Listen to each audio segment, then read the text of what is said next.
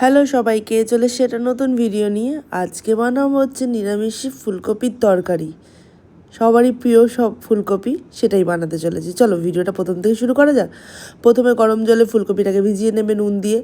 তারপরে শুকনো কড়া নিয়ে 2 চামচ গোটা ধনে আর 4টে এলাচ লবঙ্গ আর চারটে করে নেবে, আর 2টো দারচিনি নেবে টুকরো, আর শুকনো লঙ্কাটা ঝাল তোমাদের অনুযায়ী নেবে, আমি 2টো নিয়েছি। তারপর একটা কড়াই তেল গরম করে নেবে। সেখানে কি করবে, আলুগুলো দিয়ে দেবে, আর আলুগুলো দেওয়ার পর একটু সামান্য 1/2 চামচ নুন দিয়ে দেবে। ঠিক আছে, তাহলে কী হবে, দিয়ে নুনটা যতক্ষণ আলুটা ভাজাভুজি হচ্ছে ততক্ষণ একটা জায়গায় মানে মিক্সিতে একটু সামান্য পোস্ত, মানে দু চামচ পোস্ত, 4টে আদা মানে আদার টুকরো, আর 8-10টা মতো কাজু বাদাম দিয়ে দেবে, আর একটা গোটা টমেটো, আর লঙ্কাটা ঝাল মতো আমি 2টো দিয়েছি, তো সেটা দিয়ে পেস্ট করে নেবে। আর এর সাথে টমেটোও দেবে, টমেটোটা বাট দেবে, পোস্তটা পেস্ট করে নেবার পর টমেটোটা দেবে, তাহলে পোস্তটা ভালো পেস্ট হবে, নাহলে না পোস্তটা ভালো পেস্ট হয় না।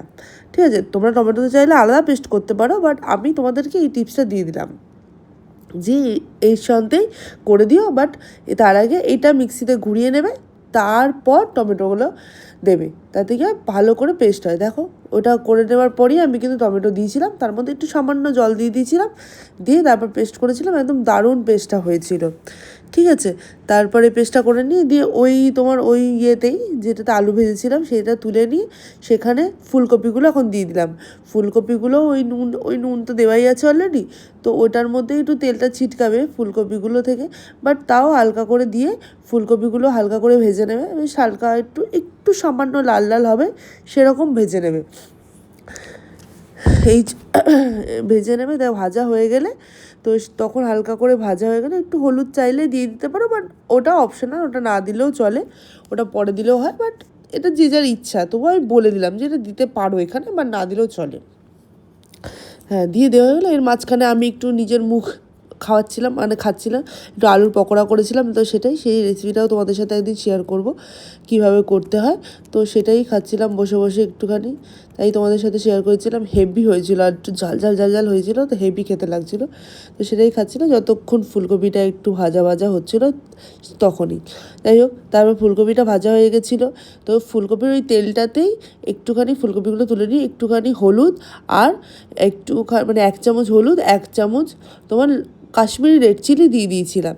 আমি লাল লঙ্কার গুঁড়োটা ইউজ কমই করি, আর কাশ্মীরি রেড চিলিটা বেশি ইউজ করি। তাই দেওয়ার পর দিয়ে ওটা একটুখানি নাড়িয়ে নিয়ে দিয়ে পেস্ট যেটা করে রেখেছিলাম ওটা দিয়ে দিলাম, দিয়ে ওটাকে ভালো করে একটুখানি আমার নাকটা বসে গেছে, বুঝতেই পারছো তোমরা কথা বলছি। যাই হোক, তো ওটা ভালো করে বেশ একটু কষা করে নিচ্ছিলাম, বা একটু ঠান্ডা লেগেছে, তো তোমরা কথার সঙ্গে বুঝতেই পারছো। যাই হোক, বোঝার অসুবিধা হচ্ছে না আশা করি। তারপরে দেখো চারিদিক দিয়ে অনেকটা তেল ছেড়ে দিয়েছে, যখন তেলটা ছেড়ে দেবে তখন সামান্য স্বাদ মতো একটু নুন দিয়ে দেবে। নুনটা দেওয়ার পর একটু নাড়িয়ে নেওয়ার পর 1/2 কাপ দই ফাটিয়ে রেখেছিলাম, তো 1/2 কাপ দইটাই আমি 1/2 কাপ দইটা ফাটিয়ে রেখেছিলাম, তো সেটাই আবার ঢেলে দিলাম। তখনও পর্যন্ত কোনো জল দিইনি, এখনও জল অ্যাড করিনি। তো 1/2 কাপ দইটা ফাটিয়ে রেখেছিলাম, তো সেটাই দিয়ে দিলাম। দেওয়ার পরই ভালো করে দইটা মিশিয়ে নিলাম। এই দইয়ের যাতে টক ভাবটা ব্যালেন্স থাকে, তখন আমরা সামান্য একটু চিনি আমি ইউজ করেছি, যাতে টক দই তো যাতে এই ব্যালেন্সটা থাকে, সেই কারণে টক দইয়ের ইয়েটা যাতে খুব টকটক না খেতে লাগে। টমেটো পড়েছে, দই পড়েছে, তো সেই কারণে যাতে টকটক না হয়ে যায় সেই কারণে।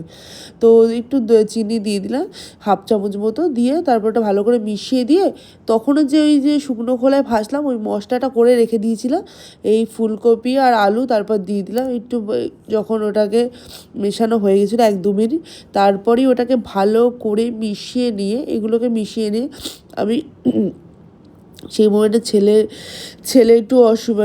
একটু পড়ে গেছিলো বলে ছেলের দিকে তাকাতে গিয়ে আমি মশলাটা দিয়েছিলাম, বাট তোমাদের দেখাতে পারিনি। যাই হোক, ফ্রোজেন কড়াইশুঁটি থাকলে সেটাও দিয়ে দেবে, আর এই সঙ্গে ঘিটা দেওয়ার আগে ওই মশলাটা ছড়িয়ে দেবে। ওই মশলাটা গুঁড়ো করেছিলে, যে মশলাটা প্রথমে করেছিলাম ওই মশলাটা ছড়িয়ে দেওয়ার পর ঘি দিয়ে গরম মশলা দিয়ে রেডি।